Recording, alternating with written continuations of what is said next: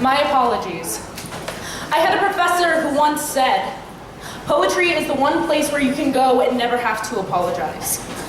But what if instead it became a place where we can go to apologize to those things you don't know how to apologize to? A place where you can bear your sins and be unashamed to say that you were wrong. That you continue to be wrong, and if you weren't, your poetry would hold no truth. A place to say, I'm sorry. To the days I took for granted, to the snapshots of belly laughs, cotton candy, mountain drives, and mosquito bites at dusk.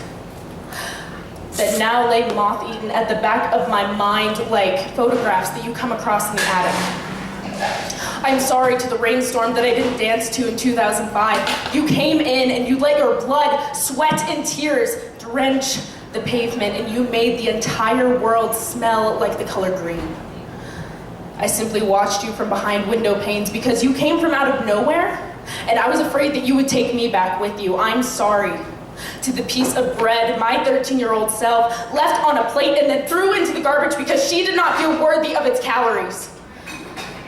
Whose flesh began to harden at the bottom of my garbage can underneath a pile of banana peels and cheese stick wrappers. In other words, the parts of things we realized that we did not want anymore. I'm sorry to the emotions that I neglected because I realized that I feel too much. I found out that you can say I love you one too many times, that asking how are you when a text message goes red and then unresponded to after 2 hours can be like pulling the trigger to a gun whose bullet reads, I think I need space. And that happily is not always followed by an ever after. I'm sorry to the body I refuse to love, whose fold I do not caress with my fingertips like I do the fold in a satin dress, whose cracks I do not call beautiful reminders of the hardships they've seen, like I do the cracks weaving themselves across an antique vase, whose scars I do not commend for their efforts to mend wounds that will never truly be healed, but instead scorn for not trying hard enough. To this vessel that my soul often feels caged in, I could give you a million apologies. But that's for another poem. I'm sorry to the tears I never let roll down my face because I was too prideful to be broken, because I was too strong to be weak, because I was too damn scared to say that I am terrified of what will happen next, because I am too damn busy trying to keep myself held together to acknowledge the fact that I can feel something other than just fine. I'm sorry to the words I could never piece together. In times that we needed each other most, I could not find you.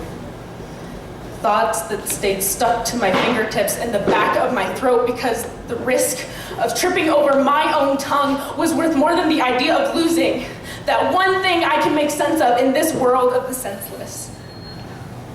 But one thing I will never apologize for is accepting any of this.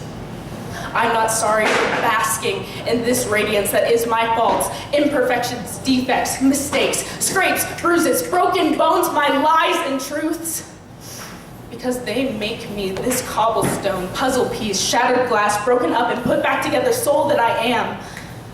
Poetry is where I go to unapologetically speak my truth, where I go to give my apologies.